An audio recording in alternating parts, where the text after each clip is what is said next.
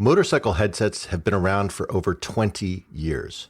Do you rely on having one, or would you never consider using one?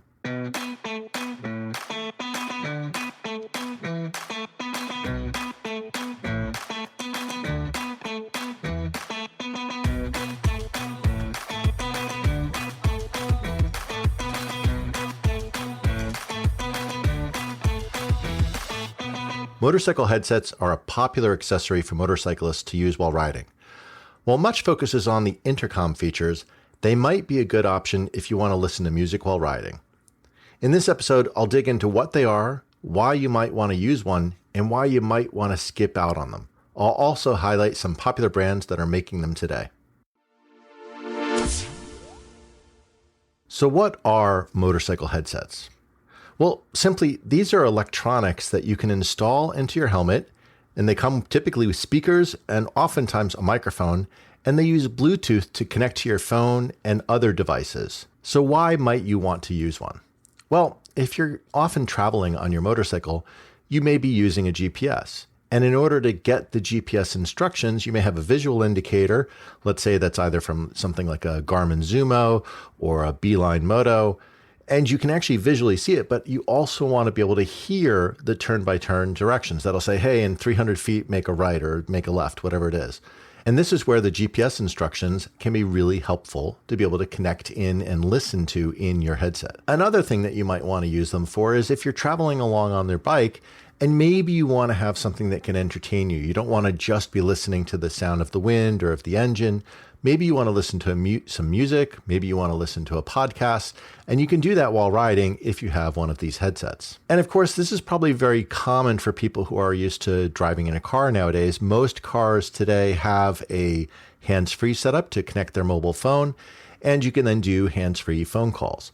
Well, with a motorcycle headset, you can actually do the same thing and make and receive phone calls directly on the bike, which makes it very convenient if you're running a little late or someone needs to get in contact with you. You have the availability to use your phone even on the motorcycle. And of course, if you're riding with a group, one of the things you might want to think about having a motorcycle headset for is an intercom, where you can speak with your riding buddies and you can ask for fuel stops or brakes. You can warn of hazards up ahead, whatever it ends up being. And this is a really powerful kind of capability, because if you think of the way that we've done this forever, we might use a series of hand signals. You may need to ride up towards the front of the group and point at your tank if you're running low on fuel. Some of those can be sometimes difficult to get up and communicate that effectively. And this is where a headset can make that really, really convenient. So one advantage of having a headset is because the speakers are directly against your ears, most of the road noise and everything is effectively canceled out. You don't have to have the same sort of volume level or the drowning out that you would have if you were saying on a full-size dress tour with the built-in speakers. Those speakers, while they work, they're really, really awesome when the bike is stopped and parked. Once you get moving at highway speed, certainly, a lot of the wind noise is basically making it impossible to hear that audio. And so having a headset means that you're going to get crystal clear GPS instructions. It means that you're going to get crystal clear music or podcast listening. So it is a huge, huge advantage for being able to enjoy the audio in an effectively clean way. Now, one thing I'd love to hear from you is if you use a headset today, what are the main reasons you decide to use it? Text us your thoughts through the link in the show notes. So why you might want to skip out on getting a motorcycle headset? Well, first off, you may be riding a full dress tour with built-in speakers and say, I don't need a headset. I've got the speakers that are coming in. And this is true. You can absolutely do that. Another reason you might want to not have one or buy one of these headsets is you don't ride with a full face or a modular helmet. And if you're on a 3/4 helmet, there are a few options, but they're far more limited. And on a half helmet, it's even more limited because there's not really an opportunity to be able to mount the headphones and the microphone and really be able to get decent quality audio. With all the exposure that's coming in from wind, with those style of helmets, the volume that you have to have the speakers at and the ability for you to overcome the wind noise with the microphone is very, very challenging. So they're really best suited to a full face, or a modular helmet. Now, another reason you may want to skip out on getting a motorcycle headset is you like to ride off the grid. The whole point of getting on a bike for you is to really just escape from all of the stresses of life and just be out on the open road and not have contact, not have any sort of distractions that are going on. And that's a perfectly legitimate reason and maybe the right one for you if you want to do that. And this really plays more into the intercom, but sometimes when you're riding, you might have that one riding buddy who just loves to talk your ear off when he's on the bike. And you may not want that going into your headset all the time when you're riding. And you don't want to be having a conversation just about whatever's going on. You really want it to be that sort of emergency or, hey, I'd like to take a break. If that's your use case and you've got some riding buddies who want to just carry on a random conversation, this might be something to avoid by not having one. You can very easily opt out and say, nope, sorry, I can't hear what you're going on. So this might be the best option for you. Now, of course, when you're getting ready to ride, you've got to get your gear ready. You've got to get the bike, pull it out of the garage or wherever you store it. You've got to get your riding gear ready. And if you have a headset, it's just another thing that you have to remember to charge before your ride. And that can add a little bit of anxiety or extra work that you have to do. And so if you don't want to have that and you want to skip out on it, maybe a headset isn't the right fit for you.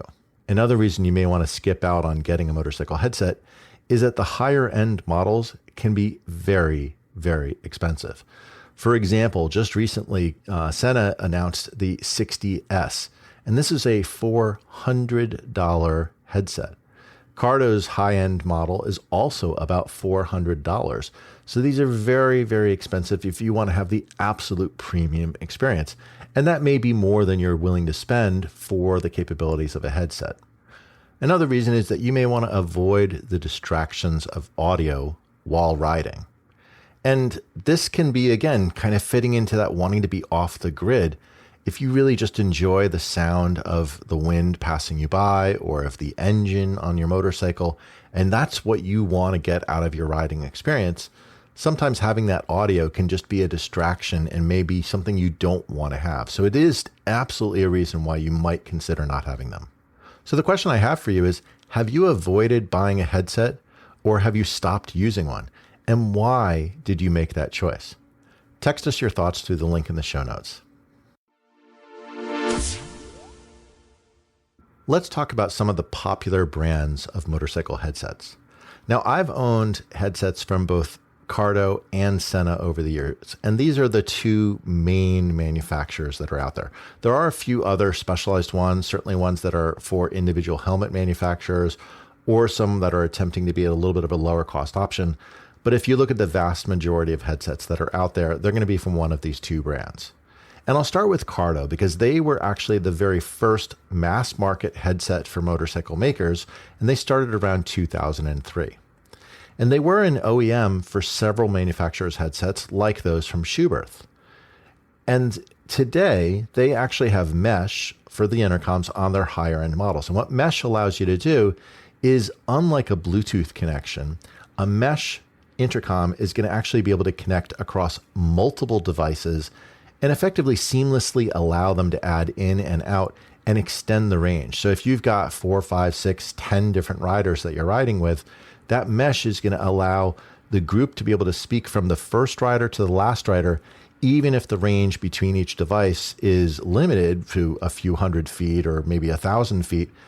You could actually stretch that out sometimes up as far as 5 miles. So it really makes a difference if you want to have the best comm capability and also not have the dropouts that you have. If you're riding along and a couple buddies get a little too far ahead of you, your intercom might drop out and you may have to stop the bikes to fiddle with some of the buttons to get them to reconnect. And a mesh can much more seamlessly heal itself. So this is a real advantage. And the higher end Cardos do have mesh. Now, Sena was in the comm business since 2000, but they only got into motorcycle headsets around 2010. And they came in originally as some of the low priced options.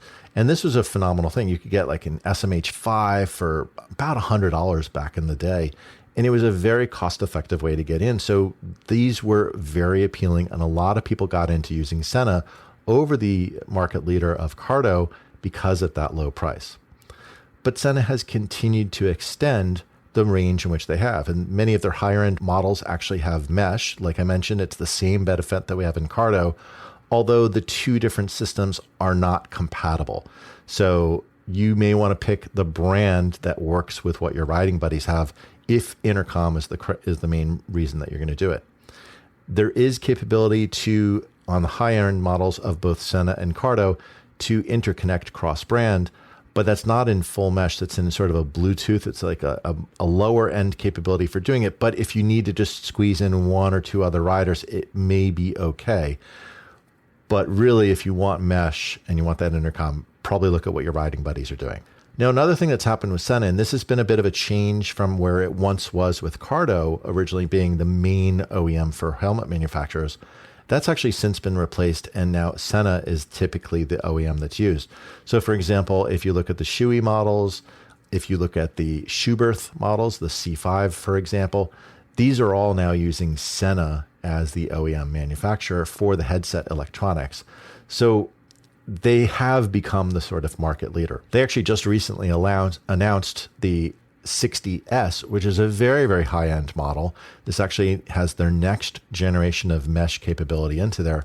So they're really spanning the gamut between the very low end and the very high end. So the question I have for you is, do you have a favorite brand of motorcycle headset? And if you do, text us your thoughts through the link in the show notes. Let's wrap up what we've talked about today. We covered what motorcycle headsets are. We talked about why you might want to use a headset. We also talked about why you may want to avoid using a headset. We described some popular brands that you might want to consider, and even talked a little bit about how mesh can actually extend your range if you want to use an intercom, but also the limitation of most mesh systems are not directly compatible with other brands. So you need to think about which brand you're going with if you wanted to get the mesh capability. Thanks for listening to the Throttle and Roast podcast. If you like the show, please consider following in your favorite podcast app to get the new episodes as soon as they go live. Hey, if you enjoyed this episode, please tell a friend about the show. You can often share an episode directly from your podcast app, or you can direct them to throttleandroast.com. Word of mouth is the best way for us to grow and find new listeners, so I really appreciate your help.